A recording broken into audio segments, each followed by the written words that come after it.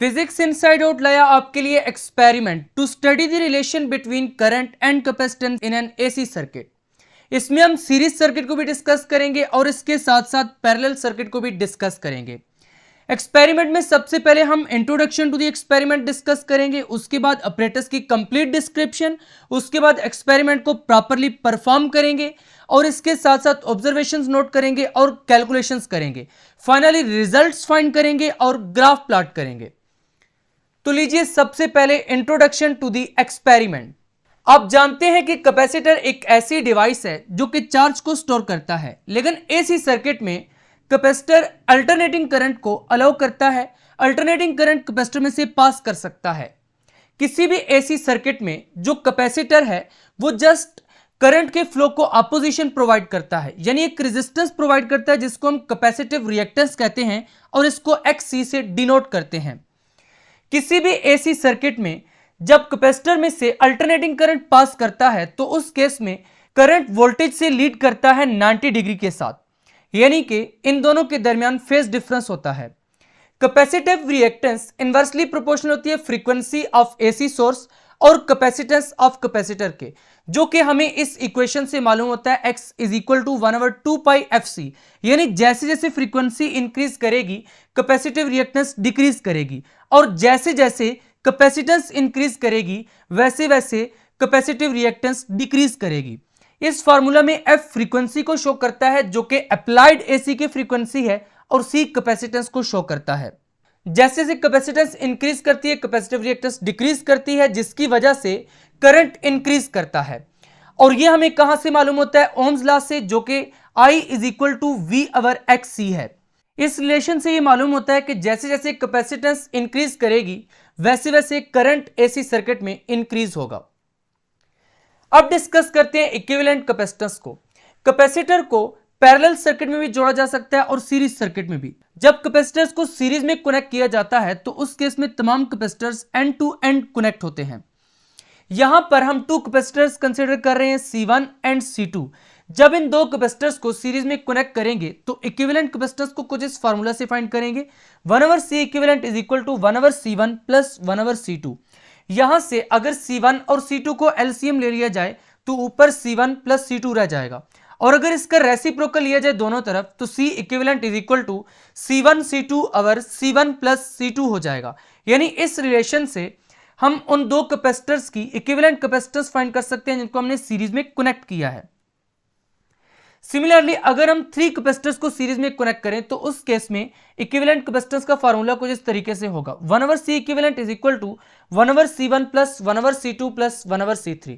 अगर यहां पर हम एलसीएम फाइंड करें तो C1 C2 C3 ये एलसीएम है और ऊपर क्या रह जाएगा C2 C3 plus C1 C3 plus C1 C2। और अगर दोनों तरफ रेसिप्रोकल लेंगे तो C equivalent is equal to C1 C2 C3 divided by C2 C3 plus C1 C3 plus C1 C2। और अगर इसी तरीके से हम कैपेसिटर्स को पैरेलल में कनेक्ट करेंगे तो उस केस में इक्विवेलेंट कैपेसिटेंस का फार्मूला कुछ इस तरीके से होगा, C equivalent is equal to C1 plus C2। Similarly अगर हम थ्री कैपेसिटर्स को पैरेलल में कनेक्ट करेंगे तो उस केस में इक्विवेलेंट कैपेसिटेंस का फार्मूला कुछ इस तरीके से होगा, C equivalent is equal to C1 plus C2 plus C3। यानी अगर हम कैपेसिटर्स को पैरेलल में कनेक्ट करेंगे तो तमाम कैपेसिटर की कैपेसिटेंसेस सिंपली ऐड अप हो जाएंगी। नेक्स्ट है ऑपरेटर्स रिक्वायर्ड, यानी जो ऑपरेटर्स हमें इस एक्सपेरिमेंट में रिक्वायर्ड है। तो सबसे पहले हमें AC मिली एमीटर रिक्वायर्ड है जिसके जरिए हम करंट की वैल्यू को नोट करेंगे। नेक्स्ट है electrolytic capacitors of capacitance 1 microfarad, 2.2 microfarad, 3.3 microfarad and 4.7 microfarad. In capacitors को हम यूज करेंगे इस एक्सपेरिमेंट को परफॉर्म करने के लिए। इसके साथ साथ नेक्स्ट इक्विपमेंट है step down transformer. Step down transformer क्या करेगा? 220 वोल्ट AC को 12 वोल्ट AC में कन्वर्ट करेगा। इसके साथ साथ कुछ स्विचेस हैं और कनेक्टिंग वायर्स हैं जिनके जरिए हम सर्किट में कनेक्शंस कंप्लीट करेंगे। Circuit diagram of series circuit, यहां पर आपको ये सर्किट डायग्राम शो हो रही है जिसमें ये AC सोर्स है, यानी यहां से इस सर्किट में अल्टरनेटिंग वोल्टेज प्रोवाइड की गई है। यहां पर एक की है जिसके जरिए हम इस सर्किट को ऑन या ऑफ कर सकते हैं। यहां पर AC करंट मीटर है जिसके जरिए हम करंट को नोट करेंगे। यहां पर ये कैपेसिटर C1 C2 और C3 सीरीज में कनेक्ट किए गए हैं। हर कैपेसिटर के साथ एक पुश बटन कनेक्ट किया गया है जिसको हमने स्विच S1 कहा है। जब हम इस स्विच S1 को क्लोज करेंगे तो यहां पर करंट को डायरेक्ट पाथ मिल जाएगा, यानी कि C1 का इफेक्ट सर्किट में से खत्म हो जाएगा।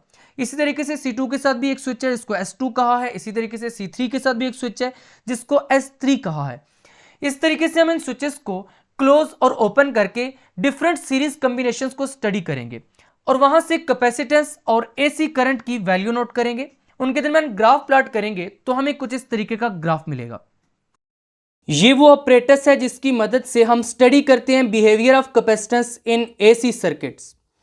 यहां पर इस बोर्ड पर ऊपर की तरफ ये सीरीज सर्किट दिया गया है, जबकि नीचे की तरफ ये पैरेलल सर्किट दिया गया है।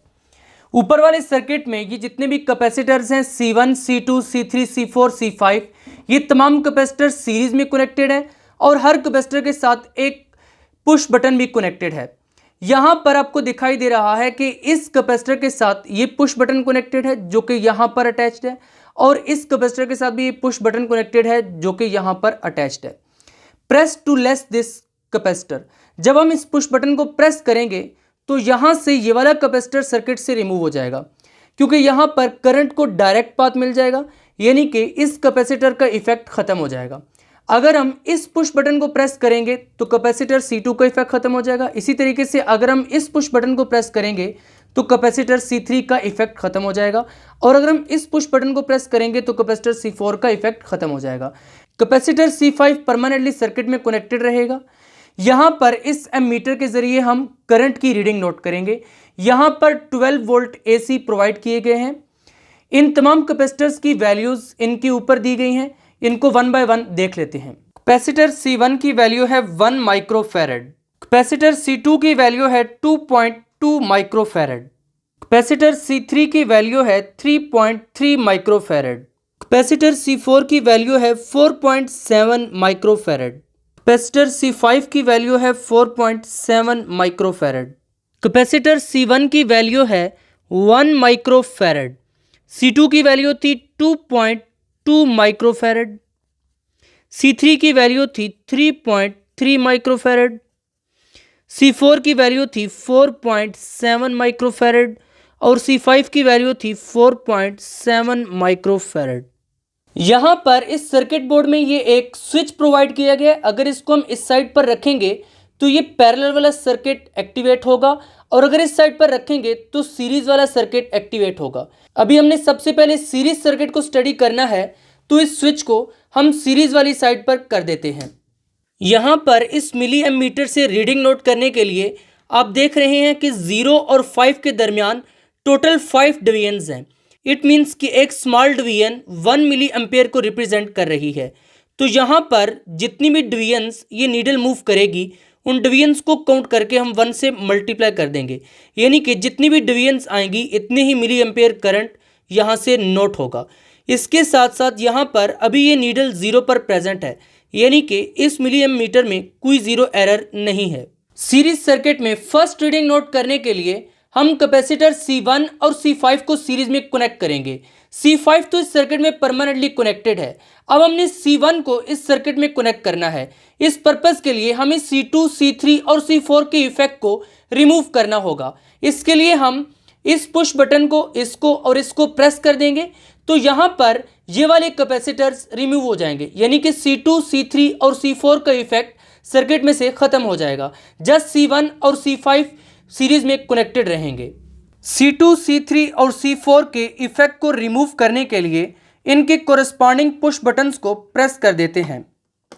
यहाँ पर C2, C3 और C4 के कोरस्पॉन्डिंग पुश बटन्स को प्रेस कर दिया है। अब जस्ट इस सर्किट में C1 और C5 सीरीज में कनेक्टेड हैं और एमीटर से जो रीडिंग आ रही है डेट इज 4 मिली एम्पेयर। इसको ऑब्जर्वेशन टेबल में नोट करते हैं। C1 और C5 को सीरीज में कनेक्ट करने पर करंट मीटर से जो रीडिंग आ रही थी that was 4 milli ampere. Second reading को नोट करने के लिए कैपेसिटर C3, C4 और C5 को सीरीज में कनेक्ट करते हैं। इनको सीरीज में कनेक्ट करने के लिए C1 और C2 के इफेक्ट को रिमूव करना पड़ेगा। इस पर्पस के लिए हम C1 और C2 के कोरस्पॉन्डिंग जो पुश बटन्स हैं उनको प्रेस करेंगे। यहाँ पर अगर हम C1 और C2 के कोरस्पॉन्डिंग पुश बटन्स को प्रेस करें तो बाकी इस सर्किट में C3, C4 और C5 सीरीज में कनेक्टेड हैं। यहाँ पर एमीटर जो रीडिंग दे रहा है डेट इज 9.5 मिली एम्पेयर। इसको अपने ऑब्जर्वेशन टेबल में नोट करते हैं। C3, C4 और C5 को सीरीज में कनेक्ट करने पर करंट की जो रीडिंग आ रही थी that was 9.5 milli ampere. Next reading note करने के लिए C2 और C5 को सीरीज में कनेक्ट करते हैं। इसके लिए हमें C1, C3 और C4 के इफेक्ट को रिमूव करना पड़ेगा। C1, C3 और C4 के इफेक्ट को रिमूव करने के लिए हम इनके कोरस्पॉन्डिंग पुश बटन्स को प्रेस करते हैं। C1, C3 और C4 के कोरस्पॉन्डिंग पुश बटन्स को प्रेस करने पर एमीटर से जो रीडिंग आ रही है डेट इज 11 मिली एम्पेयर। इसको ऑब्जर्वेशन टेबल में नोट करते हैं। C2 और C5 को सीरीज में कनेक्ट करने पर करंट की जो रीडिंग आ रही थी that was 11 milli ampere. Next reading note करने के लिए C3 और C5 को सीरीज में कनेक्ट करते हैं। इसके लिए C1, C2 और C4 के इफेक्ट को रिमूव करना पड़ेगा। इनके इफेक्ट को रिमूव करने के लिए C1, C2 और C4 के कोरस्पॉन्डिंग पुश बटन्स को प्रेस करते हैं। C1, C2 और C4 के कोरस्पॉन्डिंग पुश बटन्स को प्रेस करने पर एमीटर से जो रीडिंग आ रही है डेट इज 16 मिली एम्पेयर। इसको ऑब्जर्वेशन टेबल में नोट करते हैं। C3 और C5 को सीरीज में कनेक्ट करने पर करंट की जो रीडिंग आ रही थी that was 16 milli ampere. Next reading लेने के लिए C4 और C5 को सीरीज में कनेक्ट करते हैं। इसके लिए C1, C2 और C3 के कोरस्पॉन्डिंग पुश बटन्स को प्रेस करेंगे ताकि इनका इफेक्ट सर्किट में से रिमूव हो जाए। C1, C2 और C3 के कोरस्पॉन्डिंग पुश बटन्स को प्रेस करने पर एमीटर से जो रीडिंग आ रही है डेट इज 21 मिली एम्पेयर। इसको अपने ऑब्जर्वेशन टेबल में नोट करते हैं। C4 और C5 को सीरीज में कनेक्ट करने पर करंट की जो रीडिंग आ रही थी that was 21 milli ampere. Experiment को परफॉर्म करने के बाद यहां पर हमने ऑब्जर्वेशन टेबल में तमाम वैल्यूज को लिख दिया है। सबसे पहले नंबर ऑफ ऑब्जर्वेशन जिसमें हमने 1, 2, 3, 4, 5 ऑब्जर्वेशन ली थी। इसके साथ साथ कैपेसिटर्स इन सीरीज, क्योंकि हमने पहले कैपेसिटर्स को सीरीज में कनेक्ट किया है। इसके साथ साथ कैपेसिटेंस C माइक्रोफैरड जो कि हमने इस कॉलम में लिखी है और इस कॉलम में हमने करंट को लिखा है। परफॉर्मेंस के दौरान आपको समझाया था कि मिली एमीटर में कोई जीरो एरर नहीं है, इसलिए यहां पर zero error in millimetre is equal to nil लिख दिया है। सबसे पहले हमने C1 और C5 को सीरीज में कनेक्ट किया था। अगर सीरीज वाले फार्मूला से हम इक्विवेलेंट कैपेसिटेंस को फाइंड करें तो आती है 0.82 माइक्रोफैरड और उसके कोरस्पॉन्डिंग जो करंट आ रहा था डेट वाज 4 मिली एम्पेयर। इसी तरीके से जब हमने C3, C4 और C5 को सीरीज में कनेक्ट किया तो उन कैपेसिटर्स की इक्विवेलेंट वैल्यू को भी फाइंड कर लिया, बाकी ऑब्जर्वेशंस के लिए भी इक्विवेलेंट कैपेसिटर्स को फाइंड कर लिया और उनके कोरस्पॉन्डिंग करंट्स को इस कॉलम में लिख दिया है। अब हमने इस कैपेसिटेंस C जो कि माइक्रोफैरड में और करंट I जो कि मिली एम्पेयर में है, इनके दरमियान ग्राफ प्लॉट करना है। ग्राफ प्लॉट करने के लिए सबसे पहले हमें एक स्केल चूज करना पड़ता है। तो एक्स एक्सिस के अलॉन्ग भी हमने एक स्केल चूज किया है, वाई एक्सिस के अलॉन्ग भी हमने एक स्केल चूज किया है। Along X axis 1 big box is equal to 0.5 microfarad, क्योंकि हमने एक्स एक्सिस के अलॉन्ग कैपेसिटेंस को लिया हुआ है और वाई एक्सिस के अलॉन्ग करंट को लिया हुआ है, इसलिए एक्स एक्सिस के अलॉन्ग हमने वो स्केल लिया है जो कि हमने कैपेसिटेंस के लिए लिया हुआ है। 1 बिग बॉक्स को हमने 0.5 माइक्रोफैरड के इक्वल लिया है और 1 स्मॉल बॉक्स कितने के इक्वल होगा, क्योंकि 1 बिग बॉक्स में 10 स्मॉल बॉक्सेस हैं, इसलिए 0.5 को अगर 10 से डिवाइड किया जाए तो आंसर आता है 0.05 माइक्रोफैरड। इट्स मीन कि यहां पर ये जो 1 स्मॉल बॉक्स है ये 0.05 माइक्रोफैरड को रिप्रेजेंट कर रहा है। सिमिलरली वाई एक्सिस के अलॉन्ग हमने 1 बिग बॉक्स को 5 मिली एम्पियर के इक्वल लिया है और क्योंकि वाई एक्सिस के अलॉन्ग भी 1 बिग बॉक्स में 10 स्मॉल बॉक्सेस हैं, इसलिए अगर हम 5 को 10 से डिवाइड करें तो आंसर आता है 0.5।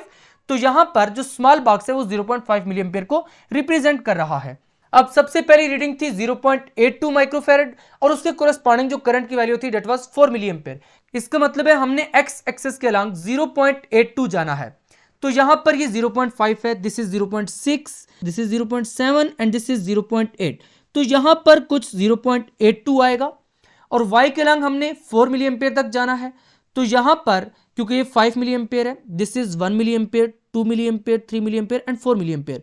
0.82 एक्स के अलॉन्ग और 4 वाई के अलॉन्ग अगर हम जाएं तो यहां पर कुछ पॉइंट बनता है। इसी तरीके से बाकी पॉइंट्स भी इन रीडिंग्स के लिए हमने मार्क कर दी हैं। अगर इन तमाम पॉइंट्स को एक लाइन से मिला दिया जाए तो हमें कुछ इस तरीके का ग्राफ मिलता है, और ये ग्राफ आप देख रहे हैं कि एक स्ट्रेट लाइन है। तो यहां से फिर रिजल्ट क्या निकलता है? Since graph between capacitance C and current I is a straight line, thus current I is directly proportional to capacitance C। जब ग्राफ स्ट्रेट लाइन है तो इससे हमें यह मालूम होता है कि जो करंट I है वो डायरेक्टली प्रोपोर्शनल है कैपेसिटेंस C के। तो यहां पर हमने यही कंक्लूड करना था। Circuit diagram for parallel circuit. Parallel circuit के लिए जो सर्किट डायग्राम है इसमें भी एक एसी सोर्स है जो कि अल्टरनेटिंग वोल्टेज प्रोवाइड करेगी। यहां पर एसी करंट मीटर है, इसके साथ साथ यहां पर की है जिसके जरिए हम सर्किट को क्लोज करेंगे, ओपन करेंगे। यहां पर कैपेसिटर C1 C2 C3 इन सबको पैरेलल में कनेक्ट किया गया और इनके साथ साथ एक एक स्विच भी लगाया गया है जो कि S1 S2 और S3 है। अगर हम S1 को क्लोज करेंगे तो यहां पर कैपेसिटर C1 इस सर्किट में ऐड हो जाएगा। अगर हम स्विच S2 को क्लोज करेंगे तो कैपेसिटर C2 भी इस सर्किट में ऐड हो जाएगा। यानी इस तरीके से हम कैपेसिटर्स के डिफरेंट कनेक्शंस बनाकर इनको पैरेलल में स्टडी करेंगे। यहां से कैपेसिटर्स की वैल्यू नोट करेंगे, यहां से एसी करंट की वैल्यू नोट करेंगे और इनके दरमियान ग्राफ प्लॉट करेंगे। कैपेसिटर्स को एक्स एक्सिस के लॉन्ग लेंगे और करंट को वाई एक्सिस के लॉन्ग लेंगे, उनके दरमियान ग्राफ प्लॉट करेंगे जो कि कुछ इस तरीके का आएगा। अब पैरेलल सर्किट को डिस्कस करते हैं। पैरेलल सर्किट में C1, C2, C3 और C4 ये तमाम कैपेसिटर्स पैरेलल में कनेक्टेड हैं, यानी कि साइड बाय साइड कनेक्टेड हैं।